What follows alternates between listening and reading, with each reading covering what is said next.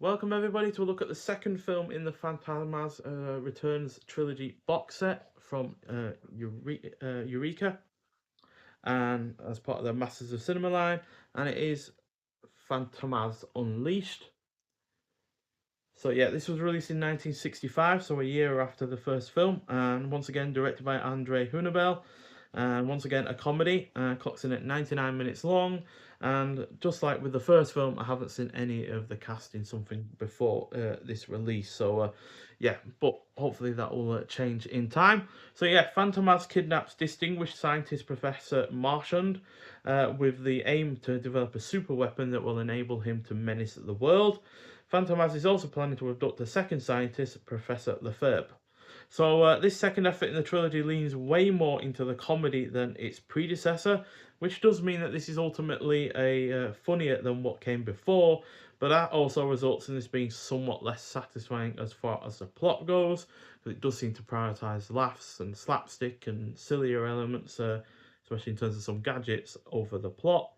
This also doesn't have anywhere near the same amount of stunts as before, but it does have what I believe is the first time a cameraman was using a skydiving scene, predating the iconic scene in Moonraker by more than a decade. And given that this series is supposed to be, you know, parodying or you know, getting getting a back getting on the bandwagon of the James Bond series and such, it does seem kind of funny how certain stunts, certain scenes in these films were then subsequently done in future Bond films. That said, though, the majority of the positives that were evident in the first effort are still present here, with the cast being good, the score being well done, the pacing is on point, it looks great, the plot is predominantly engaging, and the production is overall solid. While there is also some decent action, although there are also some janky effects in this one as well when it comes to a certain flying car. And then, even though it is evident that the skydiving scene is done for real for the most part, when it comes to trying to involve the actual actors in that, because we weren't ever going to put the actors in danger by having them do the skydiving. Um, yeah, it is quite evident that there's rear projection being used, and it just doesn't look particularly great at all. But the stunt itself, in terms of using the cameraman for the skydiving, is impressive enough, especially given it is 1965, well before using it in Moonraker or any other films that have used that kind of stuff before. So yeah, it's impressive in that front, and it is definitely far funnier than the first film. The first film definitely did have a couple of big laugh moments, but for the most part, it didn't feel like it was going for the comedy element. Whereas this, yeah, definitely feels like it's going for more for that, especially when it comes to more slapstick scenes and the sillier use of gadgets. But the gadgets are fun anyway. There's one in particular where our commissioner is trying to use a fake arm to make it look like he's got his hands up, when in fact, actual fact, his other real arm is in his jacket, and he can poke it through the jacket and take advantage of the surprise of the element surprise on the bad guys, which actually does work. I was surprised. He's also got a peg leg at one point, which has a minigun in it. Kind of funny in that regard, and it also works surprisingly. And yeah, it does feel like it's kind of was an inspiration when it comes to the use of disguises and such on the Pink Panther films from the 70s, as Peter Sellers would lean into that kind of thing a lot more in those sequels from that period.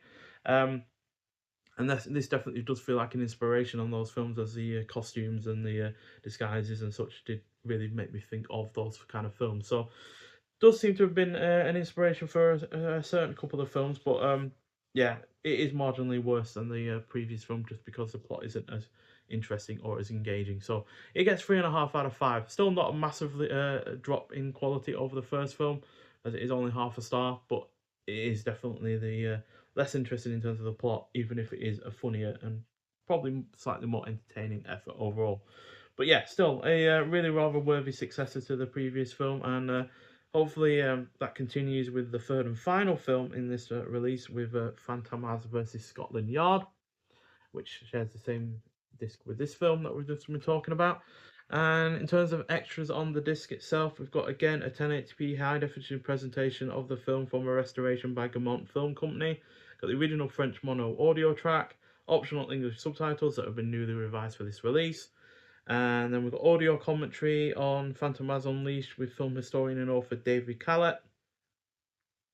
And then I think that's the only thing that's relevant to this film overall, with the rest seemingly related to the trilogy as an overarching film series. So yeah, but still a solid film, and yeah, continues up the quality for the most part of the previous one. So yeah, looking forward to the third and final film. But nonetheless, thank you for watching. If you have seen Fantomas Unleashed before, I'd like to hear your thoughts on it, and I'll see you in the next one. Bye.